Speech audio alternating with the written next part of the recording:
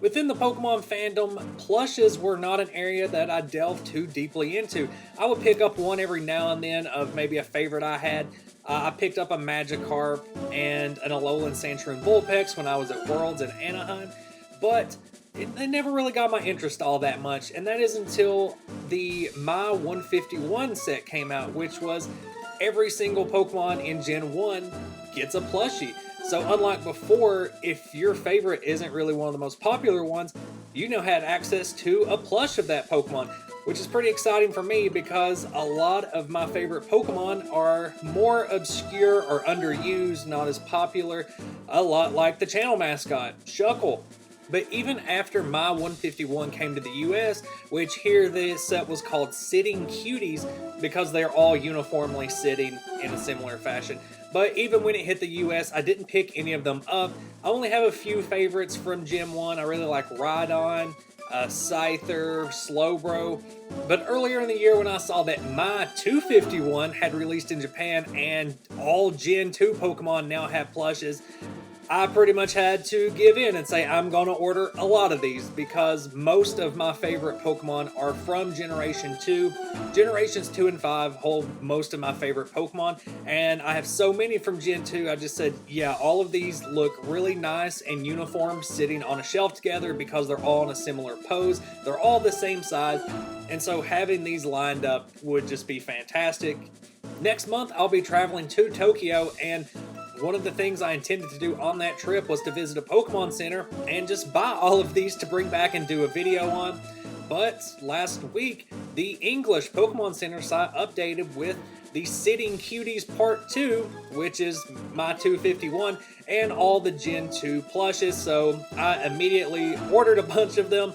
I got really excited, especially about my Bug Bros that are in Gen 2. Scizor, Heracross, and Shuckle are probably, in my top 3 Pokemon of all time, and so of course I wanted to pick those up. It's also going to save me some suitcase space. I still might end up picking up some more of my Gen 2 favorites as I didn't get quite all of them, but yeah, they arrived today, and I did pick up one of the My 151 Pokemon that were still available on there. Unfortunately, I didn't get to pick up a Rhydon from that website, so I will be on the lookout for that one, but let's go ahead and start unpacking some of these and see how they are. So, I love Slowbro and its derpy face and how bulky and versatile it was in Gen 1. Just Gen 1 battling in general has made me love this thing. So it's actually pretty detailed. It's got all of the belly wrinkles there. And then the tail is also pretty good. The shelter that's attached there kind of does spiral a little bit, and it's got some hefty stuffing in there. If you feel on it, you can actually tell that there is a Slowpoke tail in there still, and that this has just been wrapped around it. You even get the eyes on there, which is pretty cool, and the teeth. So, yeah, just the general detail put into these is pretty fantastic. And then you also keep the tag on there. I'm still not decided on whether or not I actually want to detag these when I put them up on the shelf. But yeah, that's Slowbro from Gen 1, and now let's dive into all of these Gen 2 favorites. Alright, so next we have Tyranitar. I've been a Godzilla fan ever since I was a kid, just watching them on the Turner Classic Movie Channel, wherever they could come on, I would be there. And so, of course, I love the Godzilla-inspired Pokemon, Tyranitar. And again, you can see just really great detail, especially in the eye-looking kind of chest parts there, and just up under its shell. And then on the back, kind of the splitting on the tail and the back spikes, all around really great. This is one of the ones that looks really good in the sitting position since it is a sitting cutie. Some of the ones I decided not to give because they didn't look so good. Fortress is another bug steel that I really love, but the plush itself didn't look great. Same goes for Ho-Oh. Ho-Oh is probably my favorite legendary Pokemon, but the format in which all of these are made doesn't really lend itself to every Pokemon. But yeah, there we have Tyranitar. And from watching my TCG videos, you probably know that I love evolutions. I think that in the TCG, it's the most beautiful kind of deck you can make, is mixing all these different types of holographic cards together. And Gen 2 is no exception, especially after playing Pokemon Colosseum. Those games really make me love the Gen 2 evolutions as well. And so I had to pick up, those as well. So here's an Espeon. The evolutions are probably most genius in that the designs are so simple, and that lends itself really well to making really great plushes. Pokemon that are overly detailed don't tend to translate very well into plush, but the tail itself is kind of firm, which helps it stay upright, which is really nice. I think that the stitching on the plush also helps it a lot, as you see, kind of down around the face like that, and then around the ears, straight back down the head and down the back. Just really great line work that really helps with the form of the Pokemon itself. And let's go ahead and see how this looks next to the Umbreon that I also picked up.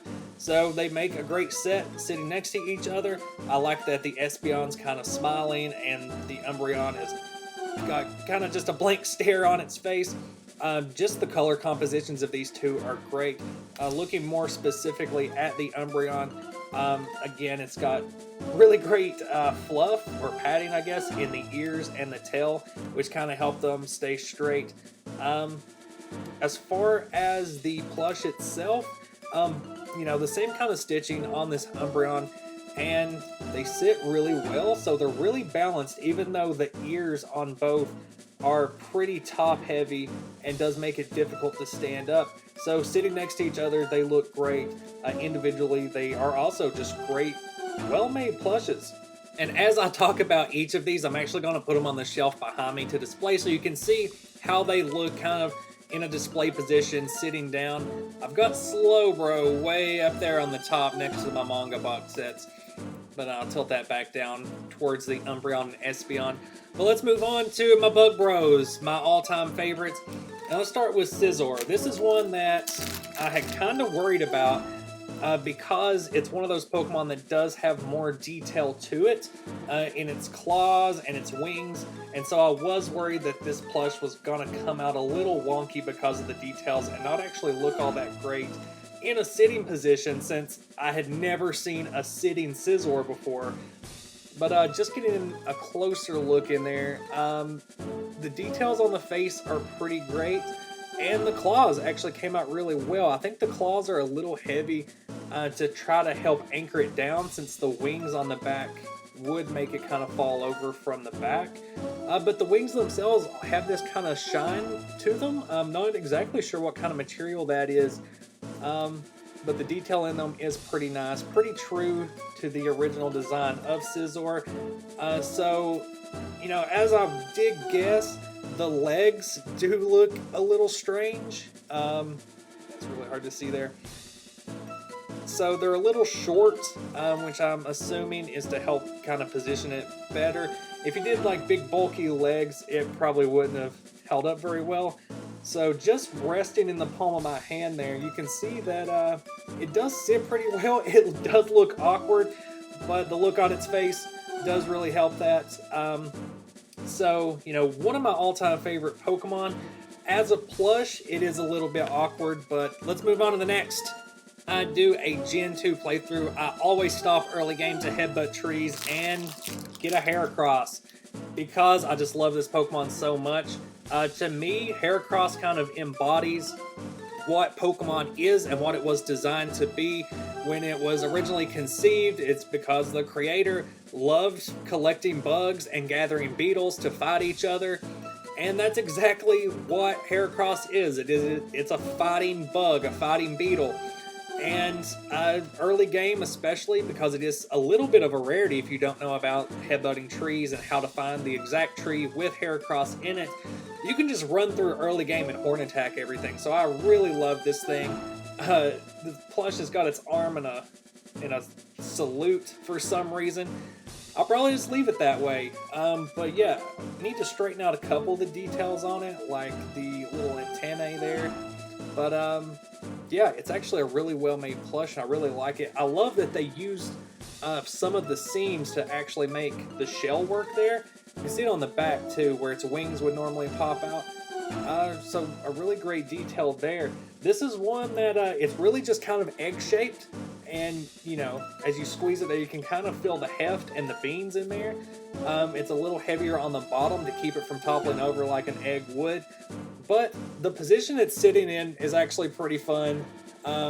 As they kind of parted its legs a little bit to give it some more balance. Unlike that Scizor, where I had to adjust its claws and let the weight of its claws pull it forward to sit correctly, this one has no problem at all. Like, it's very balanced, very well made. Just love the detail that they're putting into a lot of these plushes' faces to make them accurate to the designs and give them a little bit of personality, which, you know, is what also makes Pokemon favorites for people, is a little bit of their experience with the play, but also kind of the personality and the vibe that each Pokemon brings. Now, let's get on to the main event. It's Shuttle In Time, baby! Let's get this thing out. So, to my knowledge, there has never been an official Shuckle plush before. There have been pin sets, there have been vinyl figures, but never a plush, which is something I've always wanted. I've seen them on Etsy from time to time, but they never look all that great. But as soon as I saw this thing, it was ordered, and it's a little bit different from the design. It varies a little bit, which it would need to, because Shuckle, you know, is kind of gelatinous and just kind of falling out of its shell. Its legs are almost tentacle-like. So to form them into kind of a standing position Shuckle, where its shell's actually off the ground when it's resting, is pretty neat. And then you have its derpy little head sticking out there, which looks more turtle-like than the artwork normally depicts it as just being kind of a, you know, like a tentacly head with eyes coming out of there. But the detail on the shell is really nice, as each of the little openings there get their own plush touch added to them, and then the white spots too are added in on there. So overall, maybe not the best made or accurate plush, but I really don't know how you could improve on it, since Shuckle is such an odd Pokemon to try to put into a merchandise form. But it is my all-time favorite Pokemon. It's the mascot of the channel, so of course you probably already know that I love this thing. And I never thought that it would get an official plush or very much merchandise at all until my 251 was announced. And so I love this thing. I'm going to keep it on the shelf forever. I may just do videos from now on with this thing resting on my head. I haven't really given it a name. If you've got nicknames in mind, maybe throw those down in the comments. We'll see what this little Shuckle plush will be nicknamed. So there they all are on display. Now that I have 7 of these, I'm probably not going to be able to stop. There's my cat trying to get at the Espeon, trying to check it out. Hey bud, what are you doing back there? Hey, so that is it for this Pokemon Center order put in.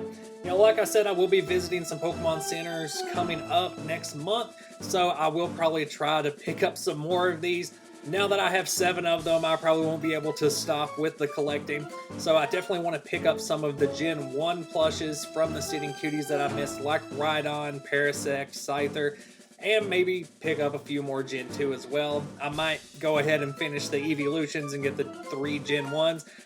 But if you are interested in these Sitting Cuties, you can pick them up on PokemonCenter.com right now. They're about $10 each, and you get free shipping on any order over $50. I'm not sponsored by Pokemon Center, but, you know, wouldn't be such a bad thing if I was. You know, if one of my 200 followers is a Pokemon Center exec. But I do really appreciate the subscribers that I do have. We get to have some really great conversations about decks down in the comments with a lot of videos.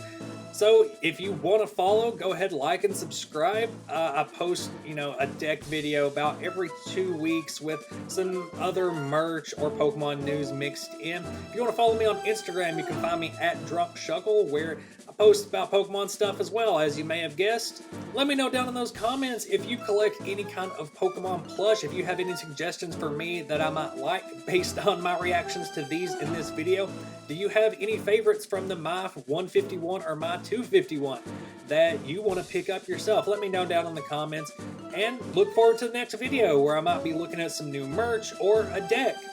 We'll see. Bye.